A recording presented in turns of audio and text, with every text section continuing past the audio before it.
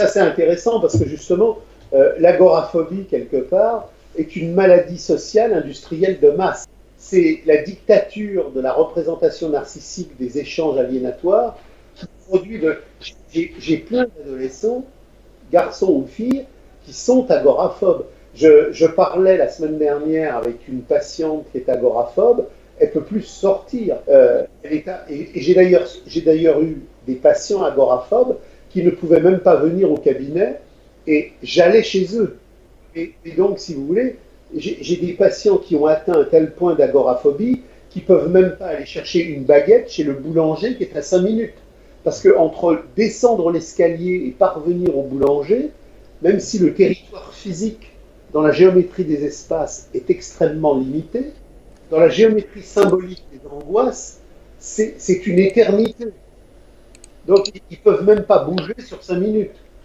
Tout le descriptif de la thèse 1, c'est jadis, toute relation de l'homme à l'autre homme, toute relation de moi à l'altérité était immédiateté et transparence. Aujourd'hui, c'est la thèse 1 de la société du spectacle, tout est devenu représentation, c'est-à-dire tout est devenu médiation. Si vous vivez dans une communauté primitive paléolithique, il n'y a pas de spectacle, de concurrence, de faire-valoir, de spectacle, il n'y a pas de notation pathologique narcissique. Les gens se rencontrent. Dans la communauté primitive traditionnelle, le Sioux alpha dit au Sioux bêta je suis un bon chasseur. Il ne lui dit pas je suis un meilleur chasseur que toi. Parce que l'idée même de la comparaison pathologique dans le cheminement concurrentiel des imageries narcissiques est impossible. Moi, j'ai des patients agoraphobiques qui ne peuvent plus prendre le bus, qui ont peur de vomir, qui à tout moment sont en situation d'agression, alors même qu'un regard qui les regarde ne les regarde pas. Ce n'est pas un problème individuel. C'est un problème industriel de masse que j'ai aussi bien avec un patient qui me parle d'Osaka, de Sydney, de Dakar, de Marrakech ou de Los Angeles. Il y a des milliards d'individus qui aujourd'hui ont la même existence problématique. C'est donc pas un problème individuel, c'est un problème industriel de masse dans l'histoire universelle de l'aliénation fétichiste.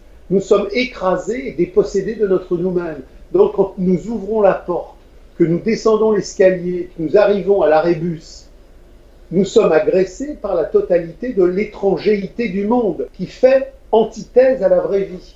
Donc tout ça est normal. Je veux dire, moi j'ai des patients agoraphobiques qui ont fait 10 ans de psychanalyse.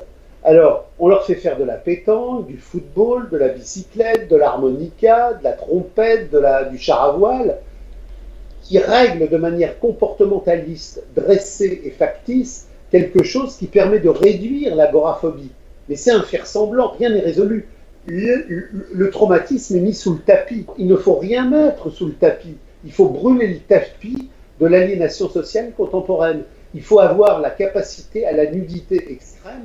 Il faut se regarder dans la glace, dans la véritable vérité de nous-mêmes et nous dire « Bordel, c'est fini, je ne serai plus jamais un esclave, je m'insurge et c'est moi qui transforme le donné du vivre. » Les psychiatres, les psychologues et les psychanalystes sont des agents de police de la normalité mentale. Ils ont pour fonction de remettre les gens dans le circuit avec un maximum de positivité pour se retrouver avec une image positive d'eux-mêmes dans la valorisation narcissique. Donc, ces gens-là ont pour objectif que les gens repartent dans la normalité aliénatoire avec le plus d'optimisme, le plus de satisfaction et le plus d'enthousiasme. Les gens vont mal parce qu'il y a un décalage entre l'être et le non-être. Les psychanalystes, les psychiatres disent pas aux gens « faites sauter la baraque de l'imposture sociale universelle, emparez-vous de votre substance érotique et historique et devenez vous-même ». Ils leur disent « vous ne vous aimez pas, l'image que vous avez de vous-même est négative, on va donc trouver une solution, on va trouver une positivité d'image. On va vous aider à vous imaginer qu'il y a une image de valorisation de vous-même où vous allez aimer l'image de vous-même. » Donc, c'est le factice qui se recompose. La dialectique radicale dit « abat les images ». Le problème n'est pas d'avoir une bonne image de soi, Le problème est d'avoir une anti-image de soi dans la vraie satisfaction ontologique de l'incarnation réelle. Trouver le vrai être, à bas les images, à bas le spectacle, à bas l'aliénation, à bas la marchandise, à bas le fétichisme. Et là, on avance. Et donc, je vous parlais de ma patiente qui était agoraphobique. Au début, j'allais chez elle parce qu'elle ne pouvait même pas sortir de chez elle. On a commencé à travailler, on a commencé à creuser. Et elle a commencé à comprendre qu'elle pouvait s'en sortir quand elle sortait de l'enfermement sur elle-même, qu'elle comprenait que le scénario dans sa personne étroite découlait du scénario familial, mais non pas comme le pensent les psys, dans l'enfermement du scénario familial, mais dans l'ouverture dialectique infinie qui fait que le scénario familial est le produit du scénario mondial. Et là, elle a commencé à se dire, mon problème, je ne vais pas le résoudre en creusant à l'infini la recomposition de mon nombril narcissique, mais je vais commencer à la comprendre si je comprends que tous les traumas que papa et maman m'ont transmis ont été transmis par le papa de papa, la maman de maman, la maman de papa et le papa de maman. Et je remonte, mais de génération en génération, j'en arrive à cette césure radicale du néolithique. Il y a des dizaines et des dizaines de siècles, nous sommes passés de la communauté de l'être à la société de l'avoir, qu'on nous a brisé, qu'on nous a cassé, qu'on nous a remixé, et que depuis le néolithique jusqu'à aujourd'hui 2017, la brisure qui a brisé les communautés, a brisé les êtres dans la communauté, et ça n'a pas cessé de s'étendre, de s'étendre, de s'étendre, et aujourd'hui, en 2017, je vis le paroxysme de l'homme aliéné, je vis le paroxysme de l'homme dépossédé par l'homme. Donc aujourd'hui, j'ai une positivité incroyable, parce que tout ce système capitaliste, bancaire, de la marchandise totalitaire va enfin commencer à s'écraser, mais en même temps, j'ai l'absolue noirceur du monde. Je veux dire que quand nous parlions d'agoraphobie tout à l'heure, il y en avait aujourd'hui, il y en a partout. Il y a 30 ans, il y en avait beaucoup. Il y a 60 ans, il y en avait moins. Il y a 100 ans, il y en avait beaucoup moins. Donc l'agoraphobie n'est pas une pathologie individuelle qui vient, entre guillemets, sceller l'identité d'un individu.